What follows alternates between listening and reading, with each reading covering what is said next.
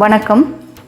எகிப்திய வரலாற்றில் மிக புகழ் வாய்ந்த பார்வோன் அக்கிநாட்டனின் மனைவியும் கோல்டு கிங் என்று அழைக்கப்படும் துட்டன் காமோனின் தாயுமான நெஃபர்டிட்டி குறித்து தான் இந்த பதிவில் நம்ம பார்க்க போகிறோம். நெஃபர்டிட்டி மற்றும் அவரது கணவன் அக்கிநாட்டன் இவர்களுடைய காலம் எகிப்திய வரலாற்றின் பங்களிப்பின் காலம் என்று அழைக்கப்படுகிறது. நெஃபர்டிட்டி எகிப்திய வரலாற்றில் மனைவியாக, தாயாக, அரசியாக, மதகுருவாக, அரசியல் புரட்சியாளராக, அழகியாக காணப்பட்டால் நெஃபர்டிட்டி கிளியோபாட்ராவை விட மிகச்சிறந்த அழகியாக கருதப்பட்டாள். அக்கிநாட்டனும் நெஃபர்டிட்டியும் மிகுந்த நேசம் கொண்டவர்களாக இணைப்பிரியா தம்பதிகளாக இருந்துள்ளனர். அக்கிநாட்டனின் சித்திரம் எங்குள்ளதோ அங்கெல்லாம் நெஃபர்டிட்டியின் சித்திரமும் இருந்துள்ளதை நாம் காணலாம். அக்கிநாட்டனின் முத்திரையில் நெஃபர்டிட்டியின் குறியீடு இருந்துள்ளது. இதிலிருந்து நெஃபர்டிட்டி அக்கிநாட்டனுக்கு சம அதிகாரத்தில் அரசியல் முக்கியத்துவம் வாய்ந்தவளாக இருந்துள்ளாள் என்பதையும் நாம் தெரிந்து கொள்ளலாம். அமர்னா நகரத்து சித்திரங்களில் நெஃபர்டிட்டி தேர் ஓட்டுவது, ஏத்தேன் வழிபாட்டை நிகழ்த்துவது போன்ற சித்திரங்களிலிருந்து அவள் எவ்வளவு முக்கியப்படுத்தப்பட்டவளாக இருந்துள்ளாள் என்பதையும் நம்ம தெரிந்துக்கலாம். இந்த நெஃபர்டிட்டி வழியாக ஏத்தேன் கடவுளை அடையலாம் அப்படின்ற நம்பிக்கையும் அக்கால மனிதர்களுக்கு இருந்துள்ளது. மேலும் நெஃபர்டிட்டி என்ற தனது பெயரை ஏத்தேன் வழிபாட்டிற்கு பிறகு நெஃபர்டேட்டன் என்று மாற்றிக்கொண்டுள்ளதையும் நம்ம தெரிந்து கொள்ளலாம். இந்த நெஃபர்டிட்டி பல பட்ட பெயர்களில் அழைக்கப்பட்டால் காதலின் இனிமை, நளினத்தின் நாயகி, அனைத்து பெண்களின் சீமாட்டி, அன்புடை முதன்மை மனைவி, கீழ்மேல் எகிப்துகளின் எசமானி, புகழின் உச்சம், பரம்பரை இளவரசி போன்ற பல பெயர்களில் இவள் அழைக்கப்பட்டாள். இவ்வளவு சிறப்பு வாய்ந்த நெஃபர்டிட்டி எகிப்திய வரலாற்றிலிருந்து திடீரென்று ஒரு நாள் காணாமல் போனாள். அகழ்வாராய்ச்சியாளர்களுக்கு ஒரே ஆச்சரியம். துட்டன் காமோன் மறைவிற்கு பிறகு அவளை பற்றிய எந்த பதிவுகளுமே பதியப்படவில்லை. இதை குறித்து ஆராய்ச்சியாளர்கள் பலவாறு கருதுகின்றனர். நெஃபர்டிட்டி ஆண் வேடம் அணிந்து சில காலம் எகிப்தை ஆட்சி செய்தாள் என்று சிலர் கருதுகின்றனர். எனவே நெஃபர்டிட்டியை குறித்து மேலும் ஆராய்ச்சியில் ஈடுபட்டனர். அழிந்து போன நகரமான அமர்னாவில் அவர்கள் ஆராய்ச்சி மேற்கொண்ட பொழுது சிதைந்த நிலையில் இருந்த ஒரு சிற்ப கூடத்தை கண்டனர். அது சிற்பி துத்மோஸ் உடையது. அங்கே சிதைந்த நிலையில் பல சிலைகள் இருந்ததை கண்டனர். அந்த சிலைகளுக்கு மத்தியில் ஒரு அழகிய பெண்ணின் மார்பளவு சிலையை கண்டனர். அந்த சிலையை கண்டவுடன் அவர்களுக்கு பேரதிர்ச்சியாக இருந்தது. ஏனெனில் அமர்னா நகரத்து சித்திரங்களில் காணப்பட்ட நெஃபர்டிட்டி தான் அந்த அழகிய உருவத்தை உடையவள் என்பதை கண்டனர்.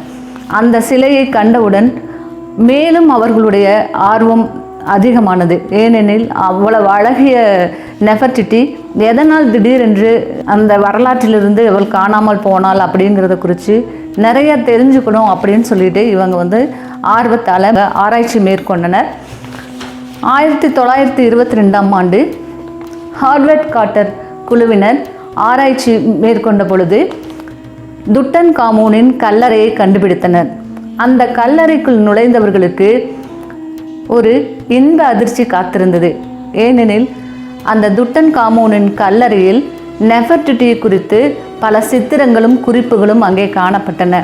அந்த குறிப்புகளிலிருந்தும் சித்திரங்களிலிருந்தும் நெஃபர்டிட்டி துட்டன் காமோனின் தாய் என்பதும், நெஃபர்டிட்டியின் குமாரத்தியை தான் துட்டன் காமோன் மணந்தான் என்பதையும் அவர்கள் தெரிந்து கொண்டனர். அதாவது துட்டன் காமோன் தனது சகோதரியை மணந்து கொண்டான் என்பதையும் அறிந்து கொண்டனர். மேலும் துட்டன் காமோனை பார்வோன் ஆக்கியதை இந்த நெஃபர்டிட்டி தான் அப்படிங்கிற குறிப்பும் அதில் காணப்பட்டது. இவ்வளவு நெருக்கமான உறவான நெஃபர்டிட்டியினுடைய கல்லறை துட்டன் காமோனுடைய கல்லறைக்கு அருகில் தான் இருக்குன்னு சொல்லிட்டு இன்று வரை அவர்கள் ஆராய்ச்சி மேற்கொண்டுள்ளனர். ஆனால் இன்று வரை நெஃபர்டிட்டியின் கல்லறையோ அவளுடைய பதப்படுத்தப்பட்ட உடலையோ இன்று வரை கண்டுபிடிக்க முடியவில்லை. துட்டன் காமோனுடைய மரணத்திற்கும் நெஃபர்டிட்டி திடீரென்று காணாமல் போனதற்கும் நெருங்கிய தொடர்பு இருப்பதை அறியலாம். ஏன்னா துட்டன் காமோனுடைய மரணம் இயற்கையானதல்ல.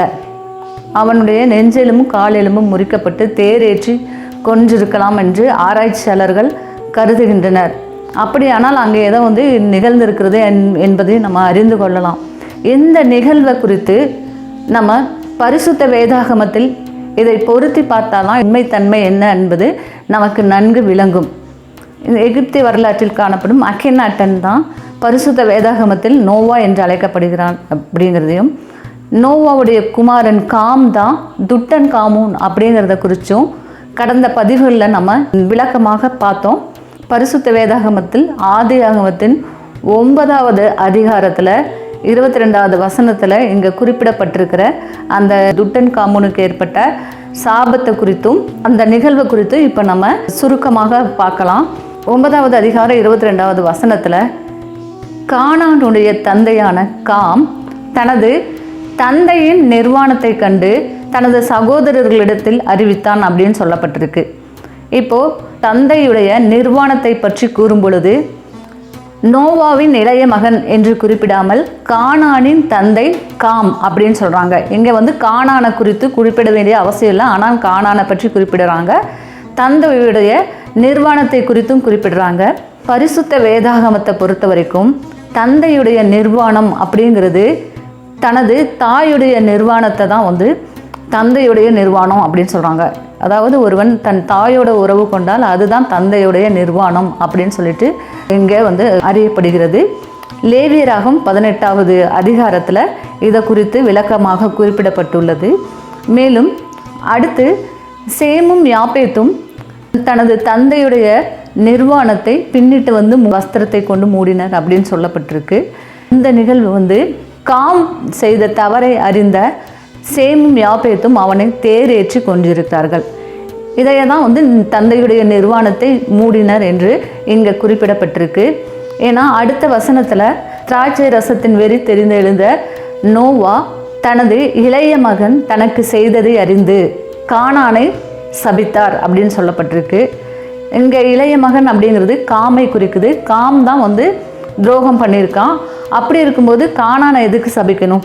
அவனுடைய குமாரனான கானானை ஏன் சபிச்சார் அப்படின்னு சொல்லி பார்த்தீங்கன்னா, சேமு யாபேத்தும் காமை கொன்றதுனால உயிரோடு இல்லாத ஒருத்தரை சபிக்க முடியாது. எனவே முறைகேடாக பிறந்த அந்த துஷ்டனான கானானை வந்து இங்கே வந்து சபிச்சிருக்கிறத நம்ம பார்க்கலாம்.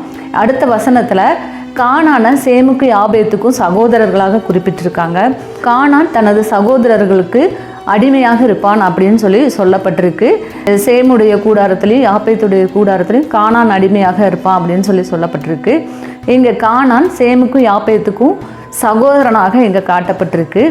அப்போ இந்த இதுக்கெல்லாம் வந்து என்ன காரணம் அப்படின்னு சொல்லும்போது, காம் தன் தாயுடன் ஏற்பட்ட தவறான உறவு காரணமாக கானான் பிறந்துள்ளதால் அதை அறிந்து அவனுடைய சகோதரர்கள் அவனை கொன்று இருக்கிறாங்க. அதனால தான் அந்த நிகழ்வுக்கு அப்புறம் துட்டன் காமனுடைய இறப்பிற்கு பிறகு அவளுடைய தாயோடைய எந்த வரலாற்றுமே வந்து பதியப்படலை அப்படிங்கிறதையும் நம்ம இதிலிருந்து நம்ம தெரிஞ்சுக்கலாம். பரிசுத்த வேதாகமத்தில் தாவீது அரசன் உரியா என்பவனை கொன்று அவனது மனைவியை தன்னுடையவளாக்குகிறான். அப்போ தேவன் வந்து அவனுடைய செயலை கண்டு வருத்தமடைஞ்சு அவர்கள் இருவருக்கும் முறைகேடாக பிறந்த அவர்களுடைய குழந்தையை வந்து கொன்று போட்டுடுறாரு. இதை வந்து பரிசுத்த வேதாகமத்தில் காணலாம். இது போலலாம் வந்து காம் செய்த செயலுக்காக கானான் தண்டிக்கப்பட்டிருக்கான். மேலும் காம நோவா சபிச்சிருந்தாருன்னா காமுடைய சந்ததியான மற்ற அனைவருமே வந்து அந்த சாபத்திற்குள்ளாக இருப்பாங்க. ஆனால் அவ்வாறு காம் சபிக்கப்படாததுனால, கானான் மட்டும் சபிக்கப்பட்டதுனால கானானுடைய சந்ததியை மட்டும் ஆண்டவர் இஸ்ரவேலர்களை கொண்டு அழிச்சதை நம்ம பார்க்குறோம். ஜலப்பிரளயத்திற்கு பின்னாடி அந்த பாம்பானது கானானை தான் வந்து பாவத்தை விதைக்கிறதுக்காக தேர்ந்தெடுத்தது அப்படிங்கிறதையும் நம்ம ஏற்கனவே பார்த்தோம். இதிலிருந்து அக்கெனாட்டன், துட்டன் காமூன், நெஃபர்டிட்டி இவங்க வந்து பரிசுத்த வேதாகமத்தில் நோவா, அவருடைய மகன் காம், நோவாவின் மனைவி இவர்களை தான் வந்து இங்கே வந்து இந்த பெயர்களில் குறிப்பிடுறாங்க அப்படிங்கிறதையும் நம்ம தெரிஞ்சுக்கலாம். நன்றி, வணக்கம்.